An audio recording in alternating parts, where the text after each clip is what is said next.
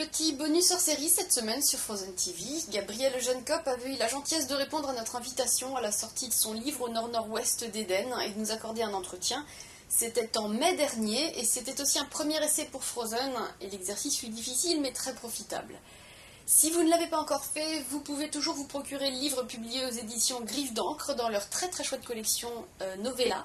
Et vous pouvez retrouver ici une petite chronique écrite à l'époque à propos d'au nord-nord-ouest d'Éden pour finir de vous convaincre de lire. Merci en tout cas à Gabriel Eugène-Kopp pour sa patience et pour son livre et on lui souhaite bonne chance pour la suite de sa carrière d'écrivain, qu'on lui souhaite prolifique puisqu'elle s'annonce prometteuse.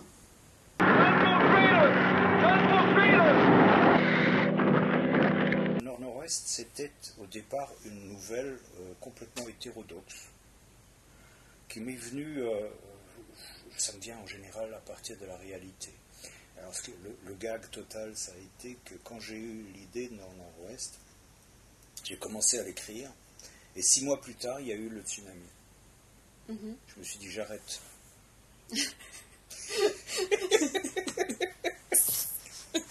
J'arrête, c'est pas vrai, ça va plus rien à voir avec la SF. Ça va être des comptes rendus de journalistes que je vais faire là. D'accord. Ah, c'était pas le genre de panique style l'auteur de Martien Gaume qui éclate sur les petits hommes verts et le petit bonhomme sonne à la porte. Non, c'est que simplement la réalité, de temps en temps, elle nous rattrape, elle rattrape la fiction, etc. Bon, ça fait partie. J'ai commencé donc à écrire ce truc-là. Je me souviens plus exactement, je crois que je devais être tombé sur le compte rendu à propos de ce berger qu'on a retrouvé dans les glaces. Et il y avait eu en même temps, je ne sais plus quel traficotage sur l'une ou l'autre momie égyptienne, je ne sais plus, est-ce que c'était, il faudrait vérifier ça, je ne suis pas sûr du tout. Moi quand j'ai vu les tronches de ces momies, ça m'évoque toujours les gargouilles et la tête que devraient avoir les bestioles habitant les enfers, etc. Donc quelque chose qui n'est pas très fréquentable. Et à ce moment-là, l'idée m'est venue, est-ce que je peux écrire quelque chose là-dessus? Le seul problème, c'était de trouver la surprise. Ouais.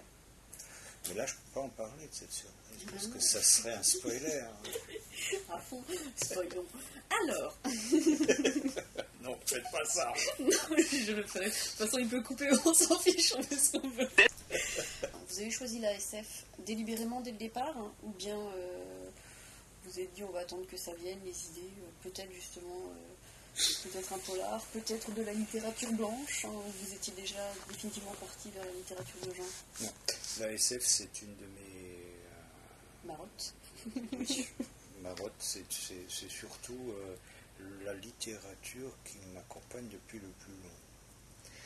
Et puis c'est aussi le choix de l'éditrice, qui elle a dit c'est ça que je veux. Parce qu'elle a lu d'autres textes aussi de moi. Et voilà, elle disait c'est ça que je veux. Alors j'ai travaillé là-dessus.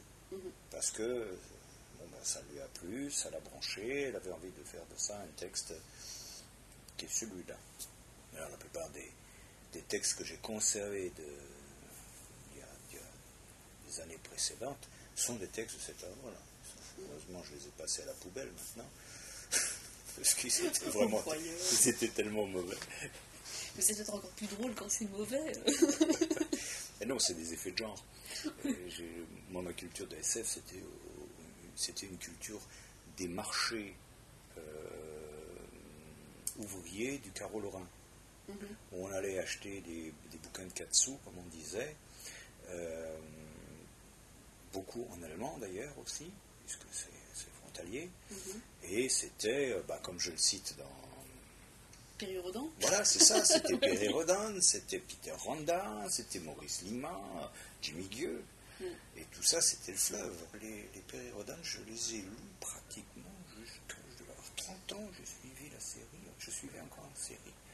Alors ça faisait glauque, parce que c'est vraiment pas une littérature, quand je pense à des choses magnifiques que Cher a pu écrire, et qui sont personne ne connaît. C'est vrai, non, je ne connais absolument rien d'autre. Il a écrit un ou deux textes qui sont redoutables en SF, et qui sont méconnus. Et qui ne sont pas traduits, je suppose. Tout comme la plupart des textes de science-fiction allemands. Finalement, de la même manière que Tous à Zanzibar pourrait être se rapprocher davantage d'un livre de sociaux, le vôtre, il reste quand même très axé dans l'actualité. Finalement, c'est quand même relativement tard qu'on se rend compte qu'il y a un petit dérapage qui finit même par être plus théologique que science-fiction.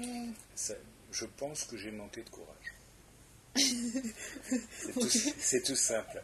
C'est que si je m'étais écouté comme je me serais écouté il y a 30 ans, j'aurais écrit un truc avec des tas de zombies qui courent dans les vaisseaux de l'espace, à s'envoyer des coups de désintégrateurs neutroniques. Et c'est pour quand ça? Ça a été fait, c'est Hamilton qui l'a fait. Je crois, c'est Hamilton, hein, c'est ça? Il y en a d'Hamilton, il y en a de... Ouais, il y en a quelques-uns quand même. C'est une saga remarquable. Les loups de Varna, un truc comme ça. Remarquable, c'est tout. Bon, mais je vous promets que je vais faire un effort pour le prochain. Hein? Des zombies